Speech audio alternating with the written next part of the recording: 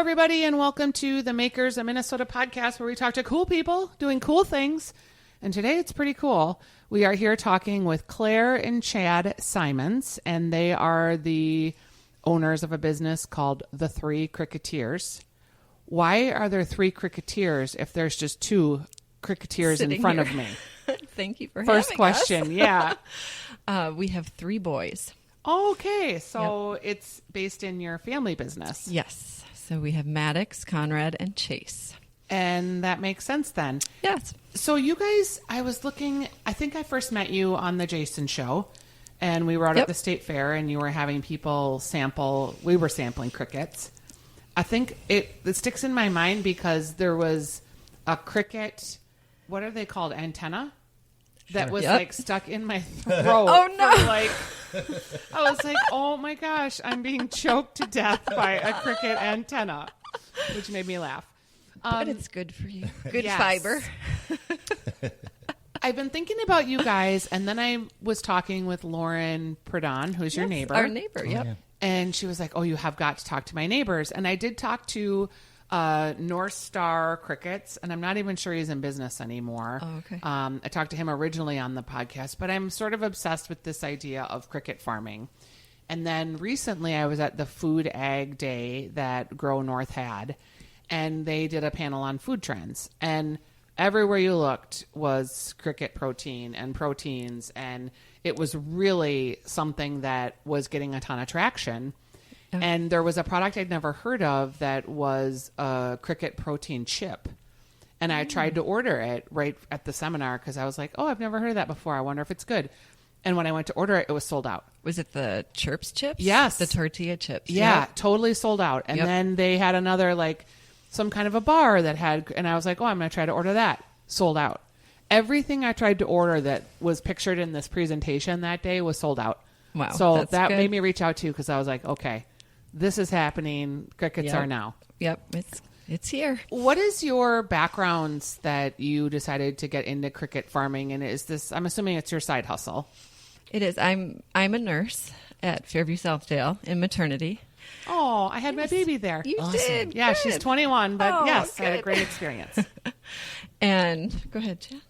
I went to law school, Vermont Law School, and focused in environmental law. So sustainability would be my passion and the reason I got into this as well.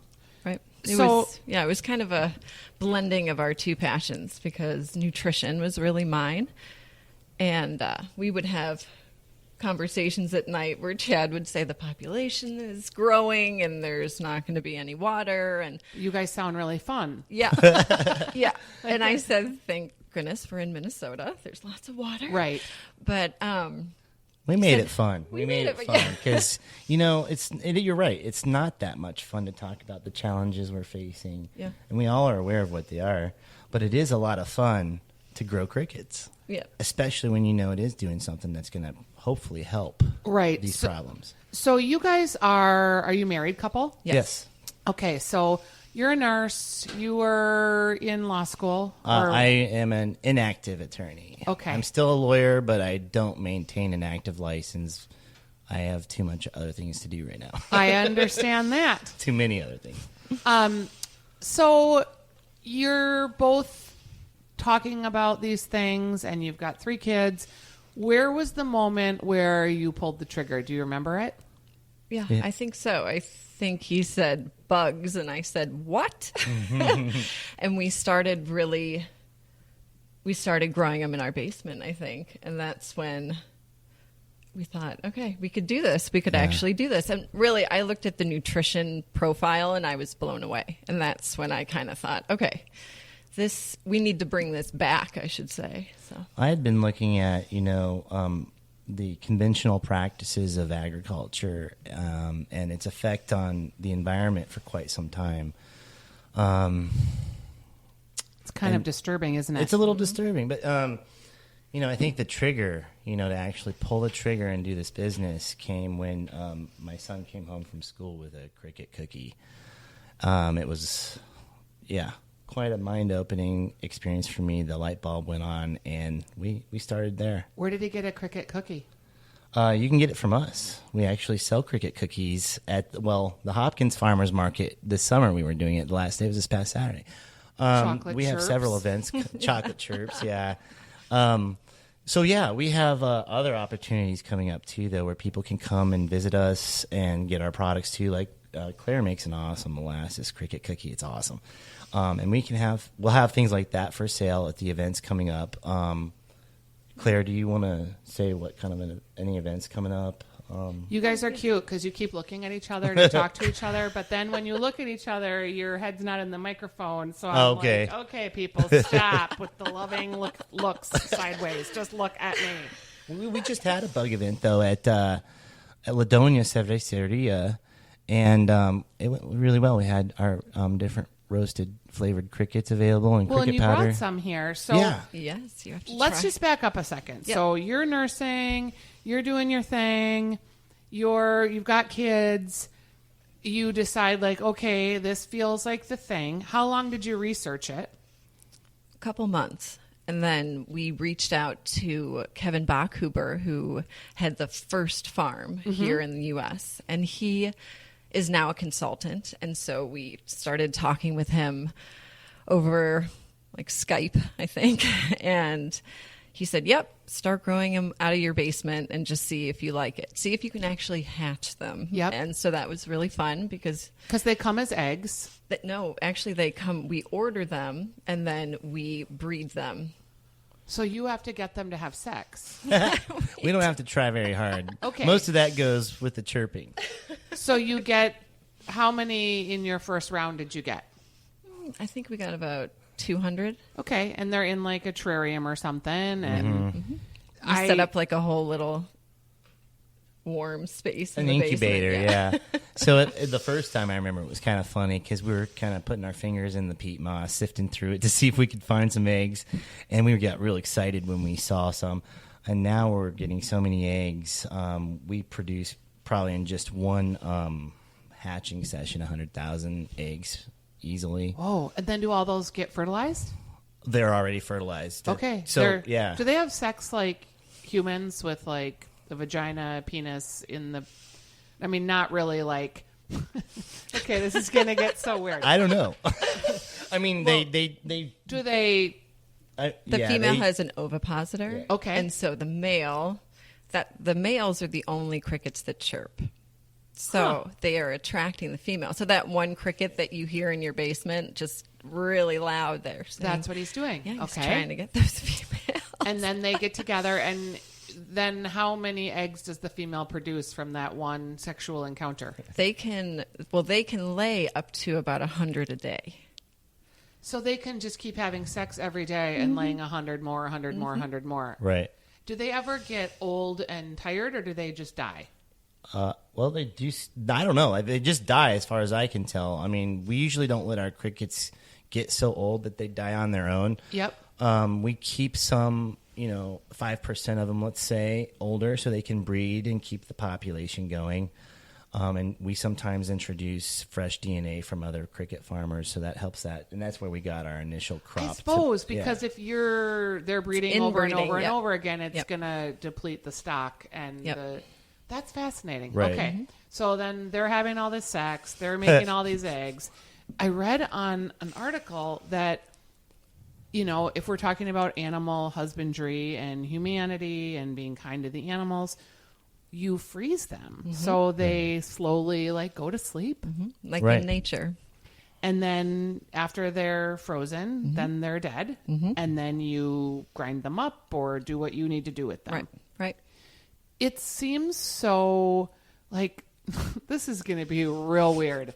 But why can't we do that to animals or humans or not to get all, but that we can't find a way to humanely put people to sleep in whatever regard that is kind of weird, because we're really concerned about animal rights and animal welfare, which is, I get, but yet it's so weird. When I read the whole thing about how it's important to you to put them humanely into service for you in the next venture, I thought, wow, I wish we could do that with humans. It would be so much more civilized. I agree. Yeah. So, all right, now they're frozen. Then you have them. And then what do you do with them? So we have finished building our commercial kitchen. So we can either sell them frozen if a restaurant wants to roast them themselves, or we now process them in our kitchen, which we boil them and then either dehydrate or roast them at a really low temperature for 6 to 8 hours. Why do you have to boil them first? Well, that really, it cooks them right there, and it just it does take off some of the antenna and the ovipositors and things like that. Yep, that aren't good for eating necessarily. So when you started this, you must have been doing that in your kitchen at home. Yep. And now you have like a warehouse. Okay. To get into the brass tacks, when you first started doing this, like how much money did you spend in crickets in the beginning? Like to get set up your $30 first batch? probably. It was not much. You can get 1,000 crickets for something like that, live ones. All right. So then you get the crickets, and then like this is getting bigger and bigger, and you're like, okay, this is a business. You actually went out and like got a warehouse now where you have this cricket farm. We did have a stop before then. We did have about an 800 square foot, almost like a storage space. Yep. And we started growing there, and that's when we would have our little flashlight helmets on looking for the eggs, and it was just really funny when we think back. But we quickly grew out of that space, and we had tents up, and we had to keep it warm and just to kind of keep them contained. But then we found this 3,500 square foot space that has been great, and then we built the kitchen inside there. Because is the commercial kitchen of making and prepping cricket powder and cricket cookies, and is that regulated? It is. By the Department of Agriculture. So I think what Claire's mentioning is that there's definitely regulation over how a commercial kitchen is constructed and how it's operated safely.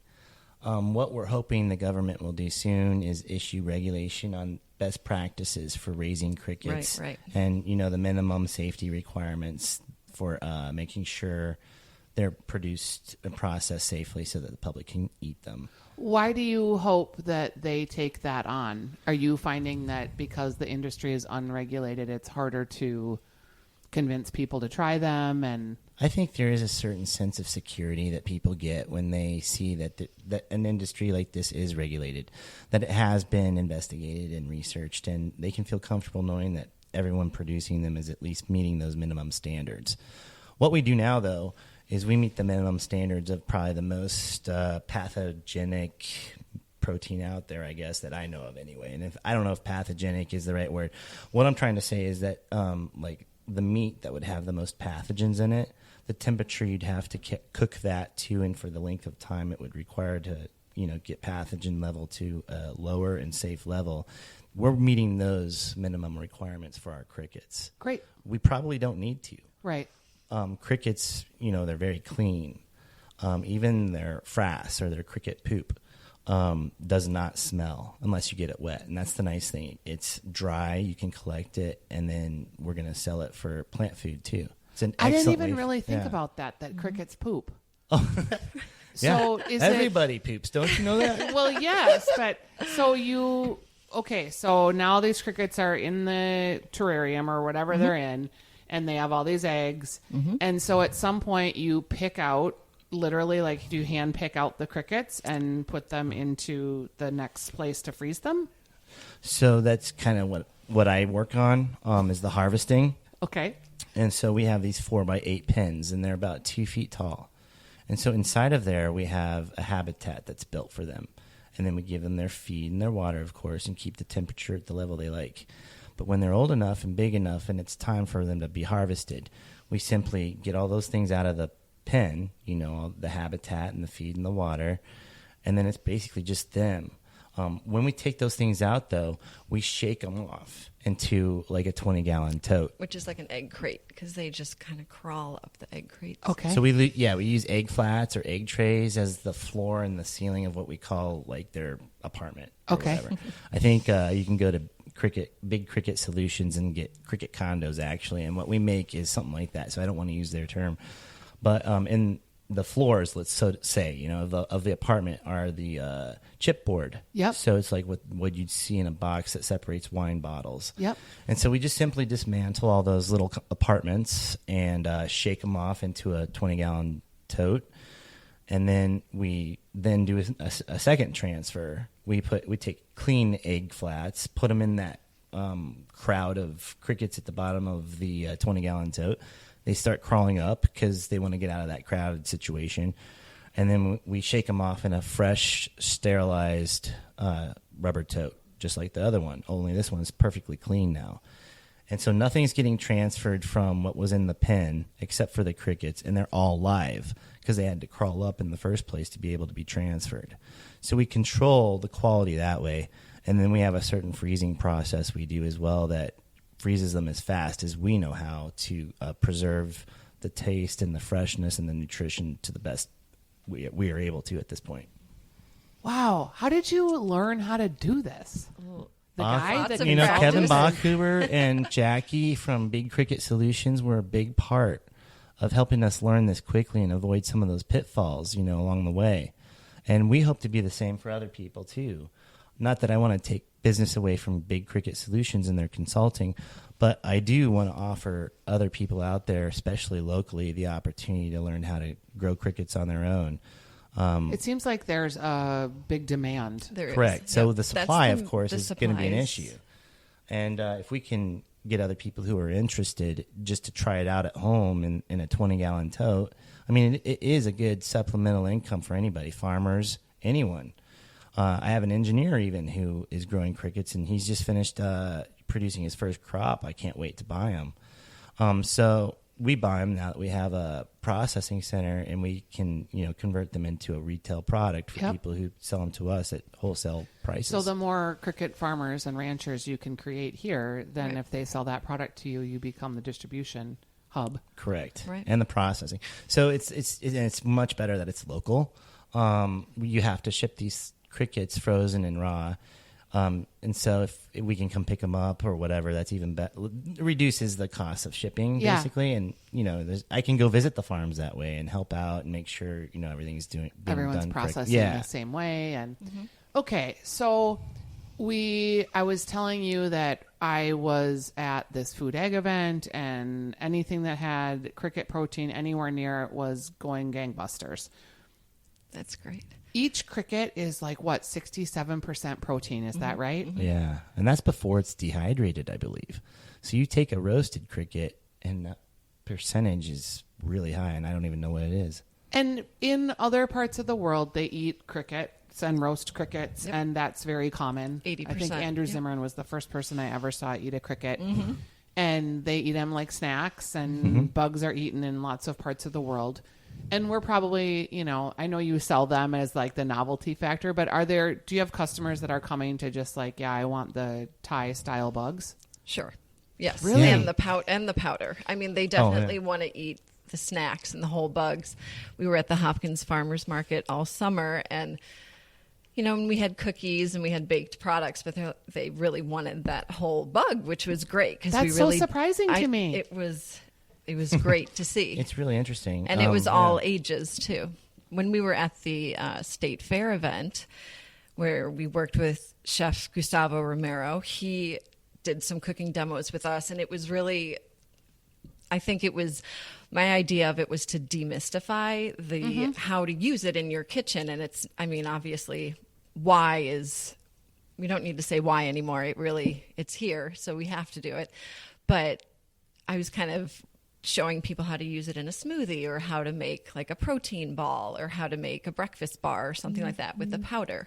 But then we also had Chef Gustavo come, and he made some really amazing dishes, and we had people lined up all around the Cambria kitchen, and they loved it. It was great. Is it as simple as creating a powder out of the crickets that's a replacement for some of the flour in a dish? Yes. So if you're making cookies or brownies or granola bars or whatever it is you're making, you could sub out. Is there like a ratio of cricket powder to flour that works? You could put all cricket powder, but cricket powder is a little bit denser Yeah. and it's much oilier, and because of all of its nutrients, but it's usually about, I wouldn't go over half. Okay. Maybe a third. That's what I've gotten. I've kind of tested it and gone up and up. And Sure. And our boys are great taste testers, so they And do try they- everything. Do you have all boys? Mm-hmm. Okay. So, and they're like, cool, crickets, yay. Definitely. Load them up. Yep. It's kind of a norm in That's our house just part now. of your life. Do you, I don't mean to like get just all these weird questions, but No. you're probably used to it. Yep. How many times a week do you eat crickets? Oh, Every day. Yeah, I would say every day. In what other than granola bars, cookies, smoothies? Oh, tacos, or we'll put it in pasta. We'll put it on top of a salad, like a crouton, because it really is like a sunflower seed or a pumpkin So seed. like a crunchy, huh? You know, another thing though, that Claire usually almost always has like a pan full of some kind of like breakfast bar or brownie. She has this sweet potato bread, right? That is amazing. And then another one that I think is completely amazing. You can make so many things with Like this. banana breads yeah, and banana bread. huh? I mean, really, you can put it in anything, and then it's this nutrient dense, good for you snack. So from the first batch that you had in the basement to today, is how long has that been? Oh, is it 3.5 years now? 3.5, yeah. Yeah. And like it's a money generating business, but it's also a money sucking business. So at this point, have you been experiencing profit, or are you putting everything into the farm mechanism and creating the warehouse? And We're reinvesting absolutely everything in expansion and marketing, part of expansion, of course. Our mission really at Cricketeers is to get as many people to eat crickets as possible. The profit is secondary, and I know a lot of business people don't like to hear that. But really, for me anyway, my passion is the sustainability side of this. And if we can get as many people to eat crickets and cricket products as possible, I feel like we might actually be able to help something, you know? And so for you, it's a very social based mission. Sure. And that is possible because obviously you're a nurse, so that's great. When you think about like the world and you have 3 kids, does it feel like that this is something you can do now to improve their lives down the road and the world down the road? Absolutely. 'Cause I can see Yes. that. Yeah. Yes. Yeah. And- That's right. One of the main reasons we did this, not only the sustainability and the nutrition. And they work for us. They've worked for us every summer. And that's, I mean, as an entrepreneur, teaching your kids how to run a business. But part of that is at some point, you know, you may want to leave your nursing job. I don't know. And maybe you want to be full-time Cricketeers. And then, you know, you have to put food on the table and how that's all going to work with the family. Can you just keep like, if you look at is it not monoculture, aquaponics, and you look at like these football fields of people with salmon in tanks, and they're running regenerative systems, and they're growing lettuce from the fish poop, and then they're harvesting the fish, and they're just like football fields upon football fields of some companies that are doing this. Do you see like that this cricket thing could get that big? I'm so glad you asked that. Yes, definitely. It will get that big. And I'm glad you asked about the aquaculture thing, too, because I was recently contacted by a restaurant that has a basement that they're doing an aquaculture operation in, and they want to keep it a complete enclosed loop. They'd like to. The only thing that they don't have enclosed right now is the protein source that the fish need to eat. So I'm going to help them grow crickets down there as well. Is it Citizen Cafe? No, it's not. But Okay. I would really like to talk to Citizens Cafe. I wonder, because I think they do it. Is it Mateo Maccabee? No. That's his name, and I think he has been exploring that. And maybe it's something he's exploring. I'm not sure how far into it he is, but that is ringing a bell in my mind, though it could be wrong. But that's cool. really It is interesting. so cool. Yeah. So, because you could have a completely closed loop and you could produce all Sure. your own Yep. ingredients.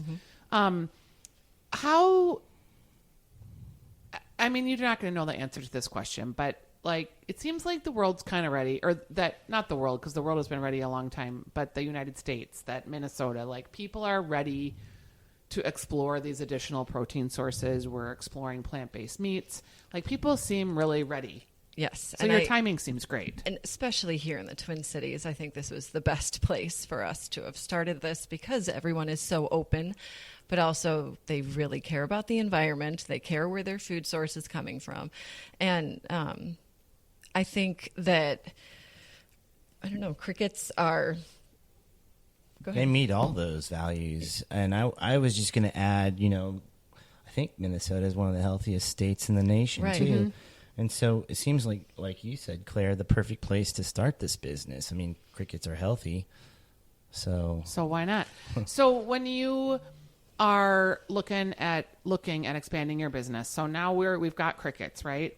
And now you're putting crickets into snacks, and you're making them into powders, and trying to find all the ways that crickets can be consumed. Then do you have to create a whole nother business model? And it sounds like the answer is yes, because you're building this kitchen to get the cricket from frozen, roasted, whatever format to someone's mouth.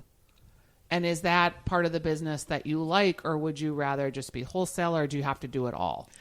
I think right now with education, we have to do it all. We have to have the products. I think our end goal is really to be an ingredient. I mean, I'd love to be at the co-ops and have, you have your flour and then you have your cricket powder and you just scoop it. But right now, people really have to taste it and see what it is. So we do have to have these other products to come out with. So I think right now it's all. It is quite a different business model. Completely. Because you're a manufacturer of something, and now you're end product and trying to get on grocery shelves and packaging, and both very challenging businesses. Mm-hmm. It is. Growing crickets for me is extremely calming and fun at the same time. You get to, in the middle of the winter, for example, go into your warm farm.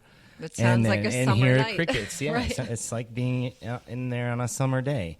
And it's, not too many, it doesn't require too much overhead. You do need a warm space. That's probably the biggest challenge. But it's a different business model than, getting a commercial kitchen approved by the Department of Agriculture and all that, and then coming up with products, developing them, which Gustavo Romero has been amazing for us to do, and I just can't thank him enough. And he's a chef where? He was at Travail this summer, so we met him back over a year ago at Costa Blanca Bistro. Uh-huh. It was the first bug dinner or insect dinner, and we connected there, and then he had Qua at Travail this summer. And then that's where we talked with him again and asked him to help us with the demos at the state fair. And now he is helping us with our flavors and just different. He knows how they should taste. I mean, he's been eating insects his whole life. So that's a great partnership for you then. It's great. He has been such a huge help, and he continues to be. He knows other restaurants out there that are open to using crickets and insects in general. Right now he's at Mercy. Actually, I think they're having a pop-up with our crickets tonight, and they're doing tacos. Okay. So is a cicada, or like if you start to go up the cricket chain and bigger, badder, more protein, is that like also something that we might see down the road? Grasshoppers or chapulines, that is what they taste phenomenal. I mean, mealworms. Agave larvae are one of my favorites. Yep. Okay. Yeah. There are many edible insects. Yeah, not only from us, not only from Three Cricketeers, will you see other kinds of insects being available at some point in the future. Mealworms are on the list. But you will also see that maybe in 10 years, we have restaurants that serve a variety of different types of insects. And I kind of look at it as like right now is how the sushi industry was back in, 20 years ago. Yep. And now look at it. And that's probably how insects will be in probably only 10 years now, because it's so much easier to get the word out than it was 10 years ago or 20 years ago. I'd love you guys to hook up with Steve Horton from Bakersfield Flour and Bread, because he's milling all these heritage grains, and he's really into like getting back to the purity of bread. and I'm in a podcast with him in a couple weeks. But I could see, like, again, putting cricket powder into bread and how that would work. And that's exactly what we're trying to accomplish, yes. The protein, and the protein, if you look at it, it's very similar to an egg, the protein amount. So it could be used in so many different ways. And in the future, you're just going to see alternative protein. And you're probably not going to know that that's crickets. Right. But it's so nutrient dense and with iron and magnesium, copper, zinc. I mean, there's so many. It's also new studies have just come out from the University of Wisconsin. It was a smaller study, and we need lots of studies, more studies done. But they found that it reduces inflammation in the body. So it's actually a probiotic now. And I mean, the one thing about the American diet is that it's so protein heavy. With animal fats. I mean, now obviously people are taking plant sources seriously. I just did a segment on TV about plant-based meats, and 1% of the population which this is like a lot and revelatory and growing super fast, but 40% is still meat-based. It's still meat-based. So even though you are hearing all about these meat-based alternatives or plant-based alternatives, they just have so far to go in terms of even competing in that meat space. Yeah. It's huge growth potential, of really, course. for any investor or education. farmer or processor or retailer out there. Really, you should be looking at this. But the thing about crickets is that it's so heavy with animal products, but those animal products have no fiber. And that's where the cricket really is just this powerhouse, because it has everything. It has protein, but it has fiber, and it has healthy fats. It has all these vitamins and nutrients. And that's really where I kind of took off with it, because I couldn't believe how fabulous it was. And it's a complete protein. Has all the essential amino acids that human beings need. I'm so glad you brought me some, because then I can be experimenting in the world of crickets. So what do you need? Like, okay, next year, like this next year, how full are you and how fast are you producing in your 3,500 square feet? We are about a quarter of our capacity right now. So in the space we have right now. And so we're going to grow 4 times just doing that space. And then we've been offered a very nice deal by our current landlord to expand in his current building. And so we plan on doing that in May. So we'll be expanding 8-fold by May, because at least twice what we'd be doing now after we do the 4 times expansion. And do you, for your capacity as, we'll call you the farmer, Chad, for your capacity as the farmer, how much more capacity can you do before you have to like start hiring staff? Exactly. And helping people shake Well, crickets? The good news is we are going to be needing more people to help us. And the additional good news is it's pretty easy. I'm also developing an automatic waterer for our crickets, and there are some of these things that I'm doing that make it more efficient and easier to farm. So on the farming side, we can actually handle what we have right now with one person, maybe only for 4 hours. And he, of course, does our employee, Mark Smith. I got to thank him. And he also does a lot of other things during the rest of the day. But so you can see, if you do the math, we're going to need at least maybe 3 or 4 more people to do the farming by May. Yep. On the marketing, processing, all that stuff that we're going to need. That's business, we're going to need help there too. So it's an interesting process in that respect too, to get the people, the good people that you need to help, and be able to do that. Yeah. Are you selling all the powder you're making right now? Yes. And do you have so much demand that you can just keep going? Yes. That's amazing. That's excellent. So and we need more farmers. We need more. We need more supply. We're trying to be careful not to overpromise and underperform. But we do have universities like Purdue University that'll order 40 pounds of frozen raw crickets at a time. University of Minnesota has been extremely helpful as well. Dr. Sujaya Rao, the head of the entomology department there, she's actually helping us look into a source of funding to test the pathogen level and the nutrient level in our products. And that will go so far that we have somebody helping us not only financially to do that and to do it itself, but it coming from a third, party, an objective source, not biased. I think that'll go a long way to help people feel comfortable with our products as well. So if you're listening and you're interested in cricket farming or learning about it, it sounds like you guys are pretty open to that. We are. Of course, yeah. How do you want people to get in touch with you? We would prefer email. It's hard to get back to everybody immediately, but that way I have it and I can find it, and always, that's the best way. My email address is chad@simonsfarms.com. You want to spell Simons? Yeah, Simons. Okay. I thought maybe there was a D in there, so I'm glad that you spelled it. Thank you. And that would be if you're interested in cricket farming. Mm-hmm. If you're trying to obtain cricket protein for your business, because a lot of makers listen to this, would they also connect with you, Chad, or perhaps with you, Claire? Yes, I'm that side of it. I'm now the kitchen and processing side. So I'm Claire at simonsfarms.com. And that's CLAIRE? RE. Okay. All right. And any words of advice that you want to give out there for any burgeoning cricket farmers that might be listening? Most definitely.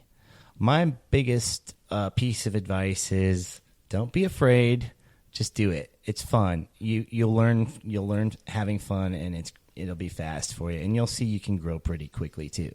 And they're just crickets. They're just crickets. They don't crickets. Bite. They're a good snack. I say try them and eat them.